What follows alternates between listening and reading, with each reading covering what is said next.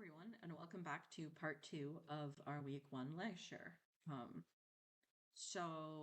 Today we're going to cover the other three readings from the first week. And don't worry, usually we will cover all of the supplemental readings and then the novel, or we'll parcel them out in a more equitable way. It's just that there was a lot of the normal, it's the first day of class stuff to get through during part one. So now we're in part two. All of the lectures will be formatted like this: part one, part two, and part two will have all of the sources at the end. Because I'm doing this on a 1 week, one concept kind of design. Anyway, so let's talk about revolution. Revolutions are often thought of as these very future-oriented projects, right? These moments which levy an imagined future as the motivation to get people to change things in the present, right? Fight now so that you can live in this new and different and better way tomorrow.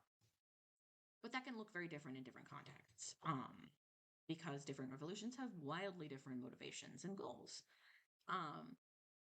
And also, some things that we think of as revolutionary are a lot less future oriented than they might appear on the surface, and that's worth talking about in and of itself. So I start with revolution, because this is where the US as a formal entity starts, right? This country was founded on a revolution. And not only is this 250 years since that revolution took place, it's also, just like that was, a moment of extreme political unrest and upheaval. But also, a lot of futurist narratives run on the assumption of massive inflection points, like revolutions, or crises of some kind. Parable of the Sower is filled with moments like this, and a lot of the assumptions that Lauren makes about her world and the assumptions that we make about our world are shaped by the ways in which we imagine change and the ways in which we think about revolutionary change, right? Because Lauren is, in her own right, a revolutionary. So, what is a revolution? A lot of the time, when we talk about revolutions versus uprising, it's framed as a very simple binary. A revolution is successful, and an uprising or a revolt or a rebellion is not, right? Rebellion gets squashed by the state, a revolution succeeds and makes a new state. This is a bit of an oversimplification because it assumes that the goal of all uprisings is new state formation, right? Or becoming part of and changing the state in some way, right? Because you can have revolutionary change without a revolution in and of itself. For or maybe that distinction doesn't super matter. So, last year the youth of Nepal rose up and they revolted and they overthrew the government, and the state and its constitution changed, some, but not a ton. The state is still the state, but the people in charge of it are very different. So what I want us to think about is less this idea of revolution as successful and uprising as not successful, and more this idea of different goals. All of these goals are focused on change, but revolution is about change in the future, in the government structure, in perhaps the installation of a new state, versus an uprising against the state is more about change in the present moment. So this difference might seem very abstract, but it matters on the ground and also in who tells the story and how these stories are told. So we're looking at today at two primary sources. One is a political theorist engaged in statecraft, right? Thomas Paine is one of the most influential writers from the revolutionary period. And this pamphlet that we're reading an excerpt of, Common Sense, he published this in 1776, and it was very much a piece of propaganda designed to get people to join the Revolutionary War. On the other hand, this other text we're looking at is an anarchist film, so explicitly taking a stance against states, which is about as interesting a kind of counter narrative as you can provide. Um, there's a lot of difference between these two texts. And that's important for us to keep in mind when we engage with them because there are almost certainly a lot of figures in this 2019 Chilean uprising who saw their uprising not as against the state and much more as a reformist model aimed at implementing changes to the state, changes to the constitution, even though for some, like the director and filmmaker of this film, the goal was a revolution against the nation state as a model. Why any of this matters is simply because of this different orientation towards futures and how it can shape how we engage with voices calling for change in our current life and like the kinds of change that we try to think about. And change is the word we will keep coming back to. This, oh, Rocky! Apologize. Key. Hey, buddy, come here. Hi, good dog. Rocky wants us to change. He wants me to stop lecturing. Um, change is the operative word here because that's what Lauren is fixated on, right? This idea that God is change. And I think if there were an operative word for what futurism is it's all about change. Um, so we're kind of thinking about what's the difference between using the future to call for change and using the present to call for change? And what's the difference between embracing change in the present versus striving for change in the future? And what can that tell us about how we face change in America today? So, Thomas Paine. This is an excerpt from a much longer pamphlet, Common Sense, I already talked a little bit about. And we'll briefly come back to Thomas Paine in the future when we talk about colonialism, because he describes the relationship between the nascent US and Britain quite relevantly. But for now, we're going to focus on the future focused rhetoric of his document. So these are his words. The sun never shined on a cause of greater worth. 'Tis not the affair of a city, a country, a province, a county, a province, or a kingdom, but of a continent of at least 1/8 part of the habitable globe. 'Tis not the concern of a day, a year, an age. Posterity are virtually involved in the contest, and will be more or less affected even to the end of time by the proceedings now. Now is the seed time of the continental union, faith and honor. The least fracture now will be like a name engraved with the point of a pin on the tender rind of a young oak. The wound will enlarge with the tree, and posterity read it in full-grown characters. So this argument is that the revolution in America and the question of whether or not America will become a continental union or remain a colony of England is the most important cause of history because it involves 1/8 of the habitable globe. I am not a geographer and I'm not sure that that's true. I'm going to guess that it's not, but who knows? But the part that we're most focused on here is this idea that this is the concern of posterity, because to the end of time, this will have echoes. So he's couching the revolution in extremely future-focused rhetoric. And he continues, by referring the matter from argument to arms, a new era for politics has struck, a new method of thinking has arisen.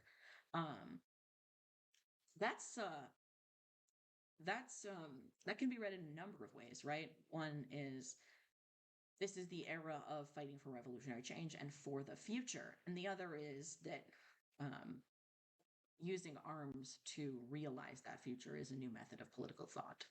And in both cases, it's highly relevant for understanding America and its relationship to the future, right? Because the argument here is that without the violent enforcement of these goals for the future, America's future would not be realized. So he continues, the time likewise at which the continent was discovered adds weight to the argument, and the manner in which it was peopled increases the force of it.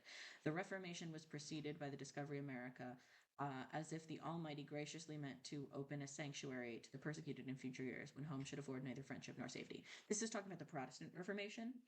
In Germany, right, Martin Luther and the 95 Theses and the fracture in the church from uh, enforced Catholicism to um, much broader religious options. And this is why freedom of religion was one of the founding tenets of America. Um, this idea that in the future, not just in the future for the Protestants, but also in the future for the new country, religious freedom would be there as this sort of safe, so that America could provide a safe, sort of safe haven for the religiously persecuted, right? Because what is meant by future here is shifting, right? In this case, we're talking about the future at the time of discovery of America would be the present for Thomas Paine. But this also gestures, by this reliance on future discussion, this sort of gestures towards what his hopes are for the future of the country as well. So then he continues, the authority of Great Britain over this continent is a form of government which sooner or later must have an end, and a serious mind can draw no true pleasure by looking forward under the painful and positive conviction that what he calls the present Constitution is merely temporary. As parents, we can have no joy knowing that this government is not sufficiently lasting to ensure anything which we may bequeath to posterity. And by a plain method of argument, as we are running the next generation into debt, we ought to do in the work of it. Otherwise, we use them meanly and pitifully. In order to discover the line of our duty rightly, we should take our children in our hand and fix our station a few years farther into life, that eminent will present a prospect which a few present fears and prejudices conceal from our sight. Again, in the same way, like he's drawing these comparisons between the revolutionary fighters and parents who are trying to birth a nation to protect posterity. Um, it's just an extremely future focused argument for birthing a country. This is very different from the revolution presented in Fell in Love with Fire. So a bit of context. This is a documentary on the 2019-2020 uprising in Chile. It gives you quite a lot of its own politics and position and history within the film, so that's very useful, and so I don't have to go over it too much. But it's an anarchist's perspective on an uprising that was kicked off by students protesting rising fares for the use of public transit, but it quickly spread as it gestured towards much broader concerns about the unaffordability of life, the lack of concern from political leadership about the real costs and realities of what it meant to live in Chile at the time, and what possibilities there were for people. And the idea was that there weren't enough possibilities, so people made them themselves. They couldn't afford to live, they couldn't afford to ride the trains, so they rode the trains without paying. And they changed the way life happened for a little while, at least. And a lot of the leadership of this uprising ended up going into government, so they had specific hopes for the future, right? Because they had these goals of a constitution, of constitutional change, of future governance that reflected their politics. But the film itself presents a very different perspective on temporality and futurity than that. Right? Hoops is arguing that the significance of this uprising was not its effects on Chilean governance in the future, but in its presence, in the way that life changed out in the street for those 6 months. As from the Mapuche reclaiming some territory due to the distraction while the police were responding to the street parties, to the way that kids and their families talked about what it felt like to be involved in this period of time, to the community of interspecies relationship, from riot dogs like Matavacos Negros to these other dogs, and the way in which they sort of support the human civilization, and vice versa, and they build this kind of community in the streets of Chile, fighting for the now, if not the future. So when the future does come up, it is often something at odds with what the film presents as truly revolutionary, which is this idea that instead of being tied to fighting for a future change that you might never live to see or that nobody might ever live to see, living in the moment. Even at the end of the film, when Hoops gestures forward in time, the argument is not that an uprising like this has meaning because it inspires a future or fights for a future or realizes a future in its after effects.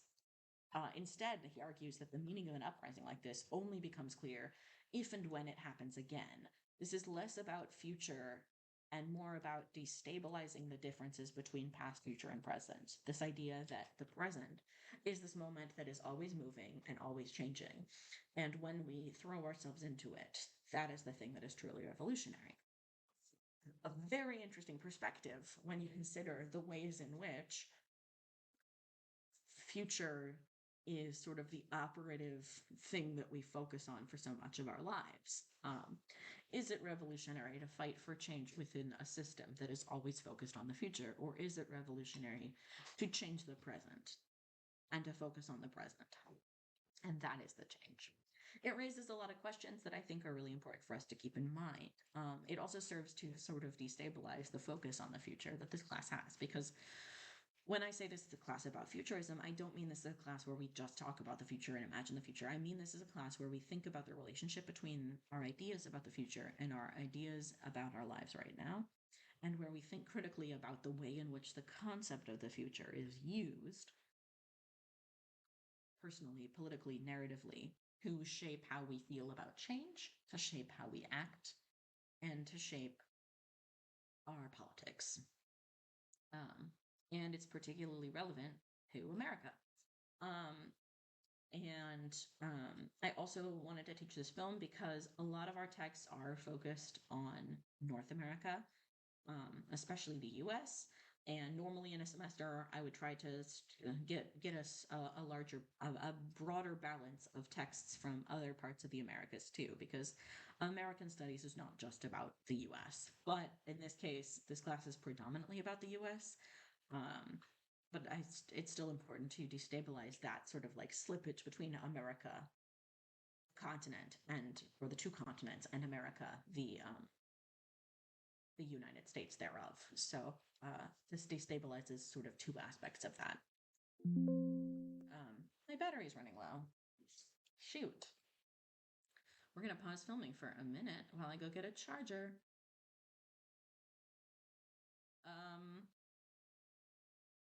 Consider it paused.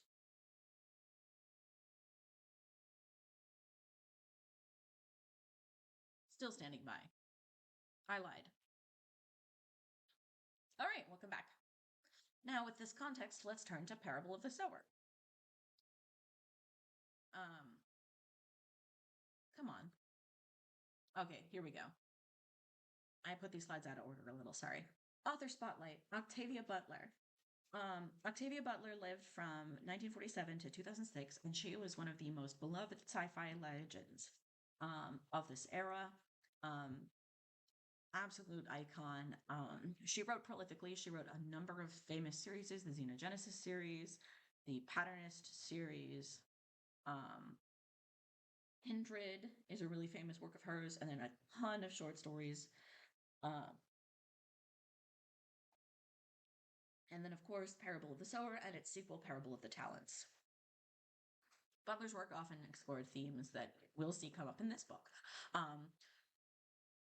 The friction of living in collectives, the ways in which we are all only able to survive because of our interactions with others, how we live within ecologies, social and structural violence, inequality, gender, race, and learning how to make life from within the fallout of these patterns of history and Parable of the Sower in particular is a very interesting read right now, especially through the lens of futurism, but also through the lens of critiquing futurism, because that's really what we're here to do. Given that the beginning of the book is set in our present and recent past, and given that some of the text feels very prescient. For instance, there's going to be a lot of fires burning down LA in this book, and at the beginning of 2025, that happened in reality.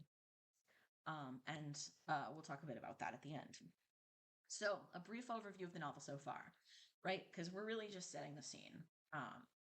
Parable of the Sower begins in Robledo, Southern California, a few miles outside Los Angeles. It follows Lauren, the prophet of a new religion called Earthseed, through her teenage years as she reckons with her hyper empathy syndrome and the context in which she lives, which is a very violent, poverty stricken period of climate destruction and extreme instability. Um, what do we know about this world? Well, a lot of communities rely on walls to give them protection. There are rich people who live in these fortress compounds with servants. There are luckier communities that are walled off, and then there are unwalled neighborhoods that are subject to extreme violence. Most people have nowhere to go, and as time goes on, questions arise about whether these walled communities are really the safe havens that Lauren thought they were when she was a child. The climate is extremely dysregulated. There are severe droughts and fires, right? There's a rainstorm in these first few chapters, and it's the first rain they've seen in years and years and years. Much of the infrastructure that we in the continental US have today has collapsed by the time of this book, including access to gasoline, clean water, the agricultural system, electrical grids, internet. Um, there are things that tie people together. Community, especially living within a walled one, ties people together by necessity. So do the ties of religion, family, race, and mutual aid. But there is a lot of racial tension, and most people are extremely poor, while most resources are extremely expensive and scarce.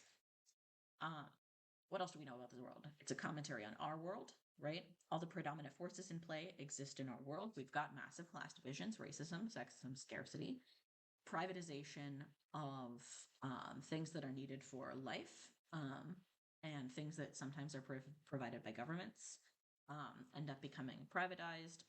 In latter chapters, for example, of the privatization, there will be talk of a company town forming outside of Los Angeles, wherein the town itself is privatized by an industry. There is some eugenics in this world, especially in sort of the ways in which desired versus undesired populations are talked about. And the incarceration or the threat of incarcerating these undesired populations. This is something that the president-elect Donner, Charles Morpeth Donner, talks about, is this desire to incarcerate specific populations. This is something we'll return to in future weeks, namely next week. There's a lot of trouble for the characters when it comes to accessing or affording healthcare, food, housing, clothes. What are the sort of things that we need to survive? Lacks of electricity and gas. This is not something that we typically see on the day-to-day in the continental US on a wide scale, but it is a thing that happens in our world, including in US territories. So Puerto Rico has experienced massive months-long blackouts, complete lack of electricity, based on US disinvestment, despite it being a territory of the US. Similarly, the blockade we have on Cuba, which is a neighbor that we don't, that's a neighbor that we don't have very good relationships with, has led to hospitals running out of electricity and therefore ventilated patients dying. So the difference between the world that we read about in Parable of the Sower and ours is one of distance and degree. It might be a bit more extreme, and often is a bit more extreme than the everyday lives that most of those of us in this class are used to. It is the reality for quite a lot of our neighbors, including like the unhoused community here in Bloomington. During times of emergency or instability, like disaster responses, political unrest, this kind of thing has also become more widespread for various time periods in the continental US. During the LA fires, for instance, or during particularly harsh winters when the Texas electrical grid goes down. But yeah, this is already the norm in much of the world, frequently due to Western intervention, either because of the history of colonial and neo-colonial expropriation, fractures between states that have like massive political or religious divides, like capitalism versus communism, that kind of explains our blockade with Cuba, or sort of more religious historical conflicts like those that we're engaged with in with like Iran or Palestine. Um, so, a bit about names. The names in this book are really important and they reference history in very interesting ways.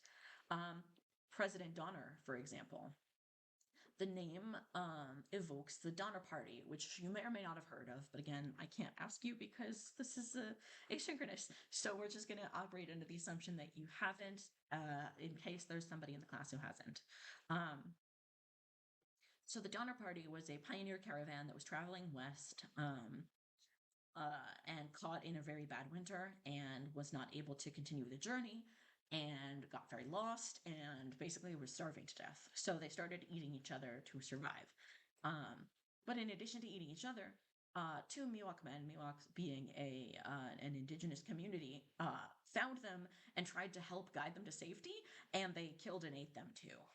Um, so very interesting history there with this name Donner and this act of political colonial violence, right? Because that's what it is when you when you kill an native people um, on your pioneer journey.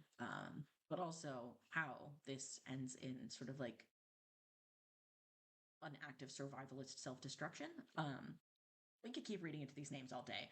Morpeth, for instance, this is probably less relevant, but it's also interesting, is the name of a train track curve, the most narrowest, like tightest turn in the British rail system that was such an engineering disaster. It caused multiple horrific train derailments. It killed a lot of people. Food for thought about, you know, the speed at which something abruptly turns. If you want to know more about that, I highly recommend the podcast, Well, There's Your Problem, which is a podcast about engineering disasters and where I learned both this. Not to mention Christopher Columbus himself. We'll talk about Christopher Columbus in coming weeks a bunch because he's highly relevant. For what it's worth, William Turner Smith, the other presidential candidate in the novel, also contains a historical reference to a J.M.W. Turner. The W is for William, who was a famous British painter active during the Industrial Revolution and painted a lot of both romantic works of ocean travel, ships, and like seas, but also industrial paintings and war paintings about this like period of extreme social upheaval caused by the Industrial Revolution. So this is also quite relevant to us. Um, what else do we know about this world? We see everything through Lauren's eyes. So keep that in mind as you read, because Lauren is both extremely aware of the risks that her neighborhood and family are facing from the outside, but also relatively sheltered, because she's only ever outside the walls in these particular limited circumstances, like shooting practice or religious events. And so she makes quite a lot of assumptions based on what she hears from others, and what comes over the wall. She can feel the pain that she perceives in others, but is quick to judge and not always accurate. This is very important to keep in mind, because as much as her body empathizes, her mind does not always. And you can kind of see this in the ways in which she talks about people that she assumes have survived horrible injuries, physical, emotional, or traumatic, what have you. Um, and also, perception is very important here because something like red marker can trick her hyperempathy. Um, all of this collectively raises some questions about the truth of some of her assumptions. For instance, about the violent threat that she sees unsheltered folks outside her neighborhood as posing. Lauren often assumes the worst of people who are not part of communities she recognizes as such, while walled or neighborhood, for instance.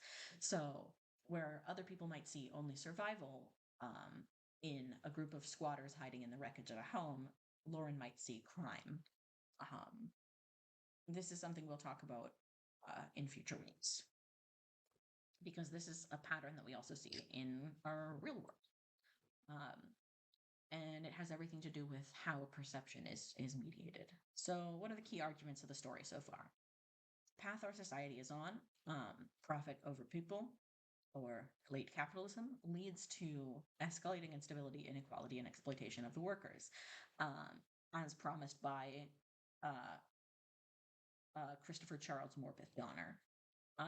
The climate, planet, and people are all interdependent, and change as Lauren argues in all of her Earthseed texts, is inevitable and inescapable, but not independent from our actions, just like futurity. Fascinatingly enough, some of what this text speculated has come true in various ways. Now, this is a function of how things happen when you make predictions. If you make a bunch of predictions, some of them are probably going to come true, especially if they're educated guesses. We see this with The Simpsons predicting the death dates of people. Um, but um, Importantly, the ways Lauren describes the possibility of finding an opportunity up north versus the massive risks of violence and death along the cross-border journey resonates with contemporary violence faced by migrants today. This is after chapter 5, so this is something you'll read about next week, but she talks a lot about wanting to go north to Oregon or Washington and not being able to because of violent border patrols along the journey. And this calls to mind the ways in which the southern border in the US has politicized, or between the US and Mexico, has politicized and has become this site of extreme surveillance, violence, and death. Also, the fires, these massively destructive wildfires that have become increasingly common and widespread over the last few decades, so much so that during the 2025 LA fires, the news readily and regularly drew comparisons to Parable of the Sower. If you don't believe me, look up LA fires, Octavia, Butler. You will find a ton. This is really saying something in a town with an annual fire season. Here are our sources. For more on the following, I highly recommend you check these out. This is going to be posted on Canvas, so you can look at them there. Click to exit presentation. Yes, please. All right, so that takes us to this last thing I wanted to show us for this week, which is this really interesting website, California Fires Fiction and Reality, that was that came out of this sort of like horror and surprise at the ways in which Parable described these fires, and how much they interact and intersect with the actual fires that struck in late 2024, early 2025. So as this says right here, the aim of this digital project is to compare Butler's vision of the future to actual events and to comment on the theme of environmental change and resulting effects that Butler emphasized in her work. And so here we have a story map documenting the fires in parallel between Parable and the actual California fires. So this is chronological events, and named fires will be actual, while fires denoted with dates only will be from Parable. So here we've got the lake fire. This is a real fire in July of 2024, with a description of the fire. And it burned chaparral and forest that hadn't been burned in 70 years. So that's a really big deal. Chaparral, by the way, is, I believe it's the most threatened climate, in the same way that we have like desert, tundra, taiga, rainforest, fires, and similar like climates like that. Chaparral is a very threatened climate that only exists in Southern California and the Mediterranean, and it has been massively destroyed by fires in the last few years. So chaparral, that's what that means. It's not desert. It's its own secret third thing. So we have the lake fire. Then we have the 2024 SQF Lightning Complex. So this was another actual fire in Kern County. Park fire. These are all real fires, as we can see, because they have names. This one was really, really bad. The Burrell fire, another real one. Then we have a fire in downtown Los Angeles. This is... We zoomed a little too much. Well, okay.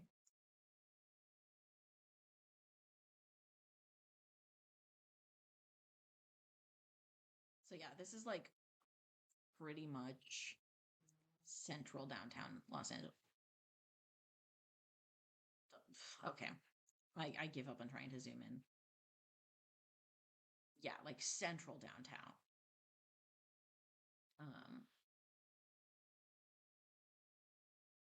And then we've we've got another one in Altadena. And this is where oh, by the way, there is a graphic novel adaptation of Parable of the Sower that I highly recommend. I couldn't get a PDF of it for us, so I went with the original text. But this would be really cool to look at too.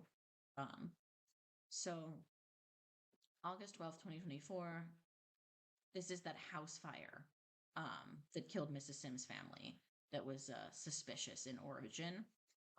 And it's significant that it happens in Altadena because Pasadena and Altadena are like right next door to each other, and Pasadena is where Butler is from. So, and it's also where she's buried. And Altadena and Pasadena are, I'm going to try and click through to the big Altadena fire, which happens right after the big Palisades fire. Here, the Eaton fire. This was in Altadena and Pasadena. So very, very nearby that fire that kind of kicks off Parable of the Sower. Oh, and here's another Altadena fire, right? Because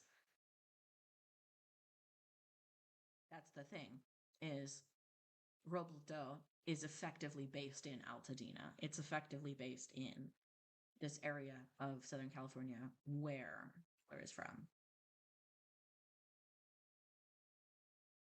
So yeah, this continues and continues and continues and continues. Here's another fire in Altadena and another fire in Altadena, and this is the one that burns the whole neighborhood down. So this is going to come later in the story, towards the end, and this is what a lot of the residents of Altadena and Pasadena had in mind during the very real fire of early 2025. So, not a very fun note to end on, but an interesting sort of map of these fires. And there's some observations and some details on this website that I will link on Canvas as well. We're going to talk a lot more in the coming weeks about the specific events of Parable of the Sower and how they compare and contrast and connect to the other texts that we're reading. But this seems like more than enough content for 1 week. Our lectures are going to range from 30 minutes to an hour or so. And yeah, you can watch them at your pace, but keep in mind that you've got these weekly reading responses due. Let me know if you have any questions, comments, or concerns. Email me, and I'm so excited to be working with you. See you next time, and have a great day, or weekend, or night. I don't know when you're watching these. Bye from me and my dog.